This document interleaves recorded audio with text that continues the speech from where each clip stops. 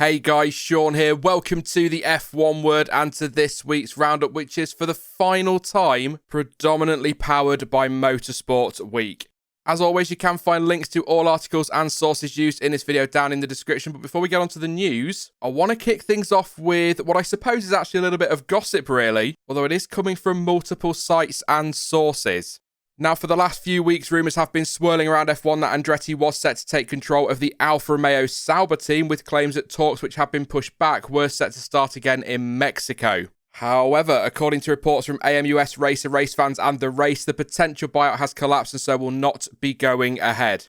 So what are these reports saying then? Well, so far there has been no official word from either Andretti or Sauber at time of recording at least. But according to AMUS, Sauber's owner was looking for an extra 250 million on top of the purchase price, which itself is believed to be 350 million euros. And that extra was to bridge any potential gap between the team's income and the budget cap should there be any problems when it comes to sponsorship. And the race expands on this by saying that Andretti was willing to pay the price for the team, but the extra fee on top of that has now obviously put a much higher price on the team that Andretti is not willing to meet, and so the deal is now off. I mean, in fairness, whilst it did start to feel like the deal had an air of inevitability about it, especially around the US Grand Prix weekend, not a lot has been said by either Andretti or Sauber on the subject, and team boss Frederick Vasseur distanced himself from the talks when asked, saying it is not his business, he is not involved in any potential talks and is focused on running the team.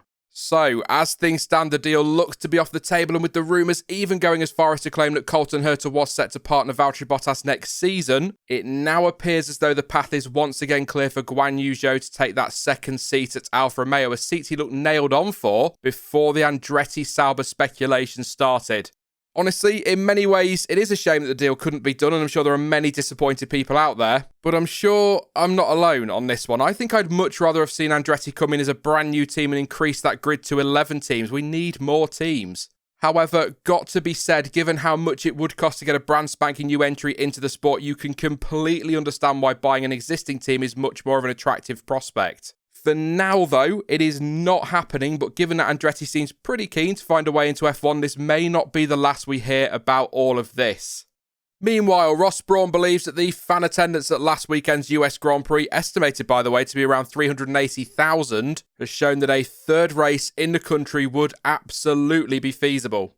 The race in Austin is set to stay on the schedule for 2022, assuming a new contract can be agreed, and the Miami Grand Prix will make its F1 debut on May 8th next year. It is also reported that discussions have already taken place between the sport and senior figures in Nevada about the idea of F1 returning to Las Vegas, hopefully though at a venue better laid out than the one used at Caesars Palace back in the 80s. And although that would give the country 3 races a season, Brawn is confident the demand is there, writing in his post-race column, "We are seeing a very strong engagement with American fans now. For years, F1 was a cult hobby in America, but we are now seeing a genuine increase in engagement. Fans know the drivers, they know the personality, they know the nuances of F1. It is very exciting, and I think it demonstrates F1 can comfortably have 2 races in the USA and maybe more because of the passion of the fans we've experienced this weekend." It must be said, though, that there is a long way to go yet when it comes to any potential race in Vegas, but the governor of Nevada confirmed to GrandPrix.com that he had met with F1 bosses and went on to add that the state is, quote, quickly becoming the entertainment as well as the sports capital. This could be a story well worth keeping an eye on, and it is the subject for this week's question. Quite simply, where would you like to see F1 race in the US? Personally, I'd like to see them go back to Indy, but you can let me know your thoughts in the comments section down below. I'm sure you guys will put forward some great options. Next up, Esteban Ocon has admitted that Alpine is simply not as fast as AlphaTauri, but was still surprised by the team's lack of pace last time out in Austin. Both Ocon and teammate Fernando Alonso retired from the Grand Prix on Sunday, and although Pierre Gasly also suffered a DNF, Yuki Tsunoda was able to pick up a couple of points in the second AlphaTauri, which helped Alpha close the gap to the French team, with just 10 points now separating the two. And speaking about Alpine's performance at the Circuit of the Americas, Ocon stated the team did not expect to struggle as much as it did, adding, "We know that we are not as fast as AlphaTauri. It's been the case that we've been scoring with both cars. That's what made the difference, and our strong weekend in Budapest has made us also be in that position. All we can do is focus on ourselves and try and do the best job we can. On paper, we can't beat them, but we are pushing to get both cars into the points and try to be consistent there. Of course, we didn't score, but we scored 15 times in a row, so that's stronger than them, and that's how we should keep going. Despite concerns around the team's US performance, Ocon did also express confidence that Alpine could bounce back in Mexico and fight for points, insisting that there is no reason why they can't get back to good performances and get back on form soon. We'll see, of course, but with F1 about to head into its final triple header of the season, if any team is going to hit a good run of form, now is absolutely the right time to do it. I can't believe there are only 5 races to go. I've said it before and I'll say it again, what a season we're having, and not just at the front but throughout most of the field. I almost don't want this season to end. It's been fantastic. Let's do some news in brief then, and Andreas Seidler said that McLaren can still beat Ferrari to 3rd place in the Constructors' Championship, and that's despite the upturn in form by the Scuderia. It has been a great scrap between the two F1 giants this year, hasn't it? With just 3.5 points currently between them in the battle for P3, following strong results from Ferrari in Russia, where of course Carlos Sainz grabbed a podium, as well as in Turkey and the US, where Charles Leclerc claimed 2 4th place finishes. Seidel accepts that the Italian team has made a good step forward with its overall package, including that upgrade to its power unit, but he insists that despite no more updates in the pipeline for his team, and probably nobody else either, there are some tracks coming up that should, quote, play a bit more to the strengths of our car, but goes on to say there are tracks coming up where they may struggle compared to Ferrari. I don't think any of that's going to come as too much of a surprise. He went on to stress, though, the importance of extracting the absolute maximum between now and the end of the season.